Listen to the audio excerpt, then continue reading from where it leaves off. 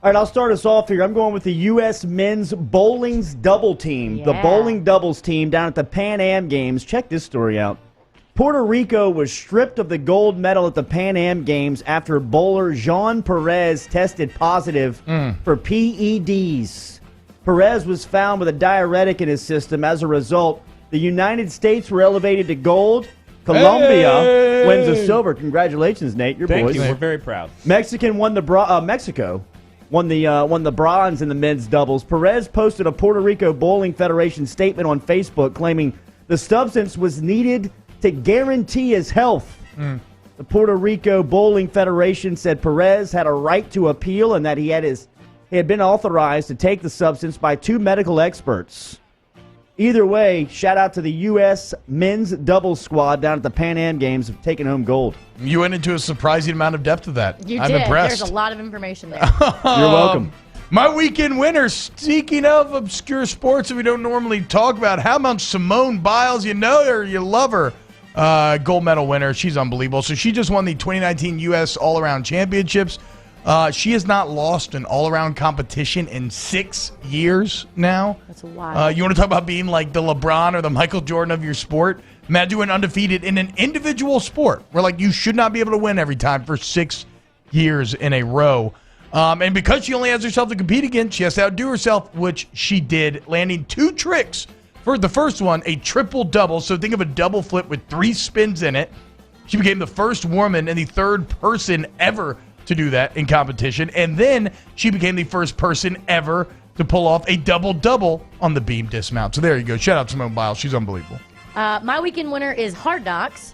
So tensions have bubbled to the point where the Oakland Raiders wide receiver Antonio Brown has threatened to retire from the NFL over his inability to wear his old helmet, which is no longer certifiable for use in NFL games. So this is a real thing. Love it. Basically, Hard Knocks, who is following around the Raiders this year, is sending up some praise hands about Antonio Brown. From the weird frostbite feet to weird helmet attachment issues, this guy has it all. And I get that John Gruden may be able to tighten the reins on what they can and can't film throughout the season, but it would be impossible to do this documentary and not include all this Antonio Brown drama. So shout out Hard Knocks. Yeah, shout out Antonio Brown, too, dominating the news cycle during camp. I mean, there's so many stories with online, on TV, where like the tease is, and wait till you hear about what Antonio Brown did now.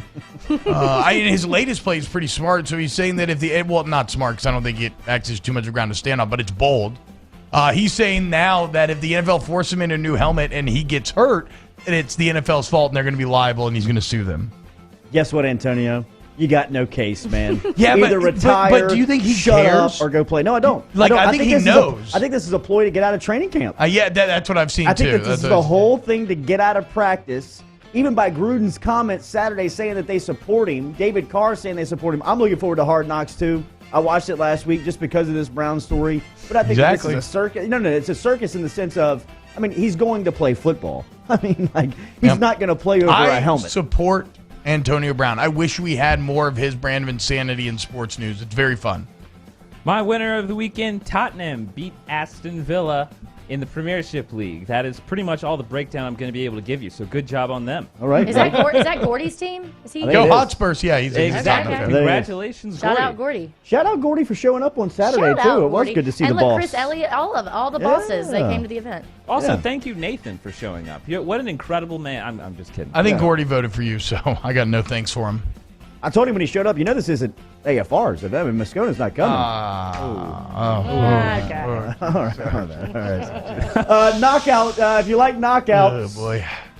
if you like knockouts, I got one for you. Caleb Harris sent a Mississippi native, Jonovan Vistant, into a sleep Saturday night. Have you seen this, Nate? Come to the surface here. How many This taps is will Jordy have? 50 seconds 56 tabs. into the second round.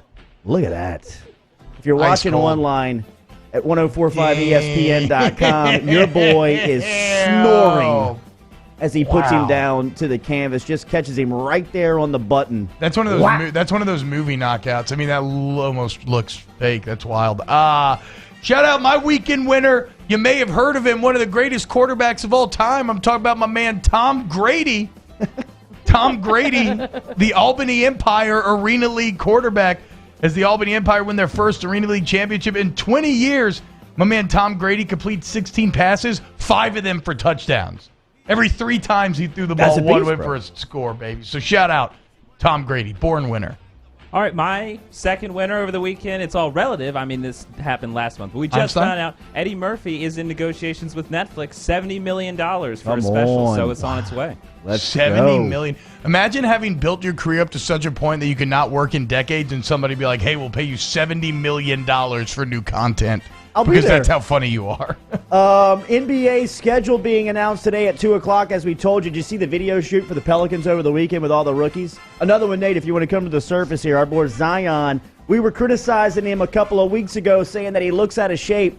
Pelicans training staff earning their paycheck here early on as Big Z looking good on Saturday at the photo shoot in the red Pellies with the right-handed slam there, wearing the J's.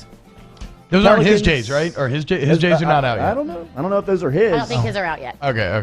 Pelicans and the rest of the NBA announced the regular season schedule coming up at 2 o'clock. Remember, the Pellies will be in Toronto for opening night and at Denver on Christmas Day. So some primetime games coming to South Louisiana. Shout out director of The Last Jedi, Ryan Johnson. He's grew up a lifelong Dodger fan. He got to throw the first pitch at a Dodger game. I love Ryan Johnson. Looper's a great movie. Last Jedi's good Star Wars.